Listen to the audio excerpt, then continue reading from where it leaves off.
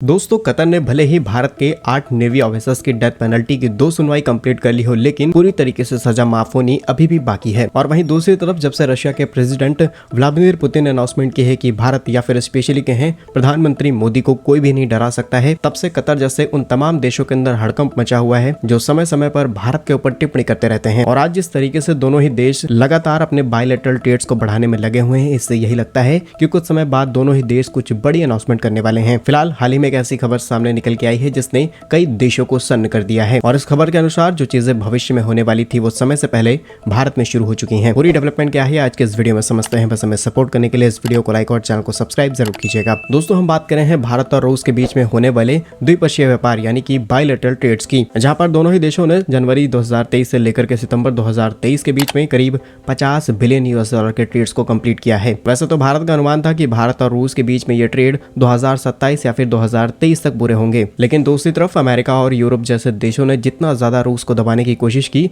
भारत और रूस के रिश्ते उतने ही ज्यादा मजबूत होते चले गए। यदि आपको याद हो तो जब रूस और यूक्रेन के बीच में युद्ध शुरू हुआ तो अमेरिका सहित यूरोप के कई देशों ने रूस के ऊपर सैंक्शंस लगा दिए, जिसके कारण रूस अपना कच्चा तेल बेच नहीं पा रहा था और उसके सामने भारत एक रास्ता नजर आया। रूस ने भारत को भारी मात्रा में डिस्काउंट ऑफर किया और भारत ने बड़ी तादाद में कच्चे तेल को खरीदने की प्रक्रिया शुरू कर दी। और आप समय देखिए कि जहां भारत अपनी तेल जरूरतों का 80 से 85% हिस्सा अलग अलग देशों से आयात करके पूरा कर रहा था, भारत की टोटल कंजम्पशन का करीब 40 से 50% हिस्सा सिर्फ रूस से आयात करना शुरू कर दिया। और यूरोपीय देश जो लगातार भारत को रोकने में लगे हुए थे कि भारत रूस से कच्चा तेल आखिर क्यों खरीद रहा है, वही देश लगातार भारत से रिफाइंड पेट्रोलियम प्रोडक्ट और केमिकल्स इंपोर्ट करने में जरा सा भी कसर नहीं छोड़ रहे थे। और पिछले कई महीनों में हमने देखा है कि भारत और रूस ने अपने कॉर्पोरेट रिलेशंस को और ज्यादा स्ट्रॉन्ग किया है, चाहे वो defence, space, information security, foreign policy या फिर ट्रेड एंड इन्वेस्टमेंट। लगभग हर एक सेक्टर में दोनों ही देशों ने एक दूसरे का साथ दिया है, जिसके चलते आज दोनों देशों के बीच में जो ट्रेड है वो करीब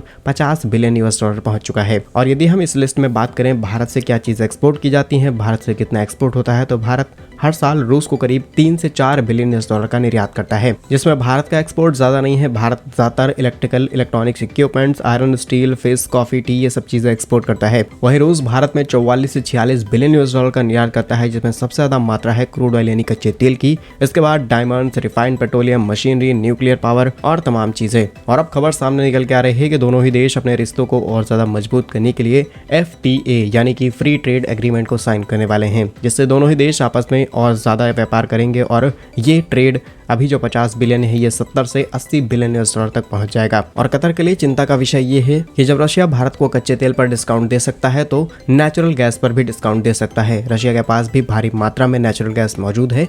अगर भारत ने रशिया के साथ में ये गैस डील फाइनलाइज कर ली तो आगे चल के कतर अपनी गैस किसको निर्यात करेगा। बाकी आप हमें कमेंट्स बता सकते हैं कि भारत और रूस को क्या आपस में गैस को लेकर के डील साइन करनी चाहिए। कमेंट बॉक्स में यस और नो में आंसर जरूर कीजिएगा। भारत के ऐसे ही यूजफुल एंड इन्फॉर्मेटिव वीडियोस पाने के लिए आप हमारे यूट्यूब चैनल को सब्सक्राइब जरूर कीजिएगा। मिलेंगे हम आपको एक नई और इंटरेस्टिंग वीडियो में, तब तक के लिए वंदे मातरम, भारत माता की जय।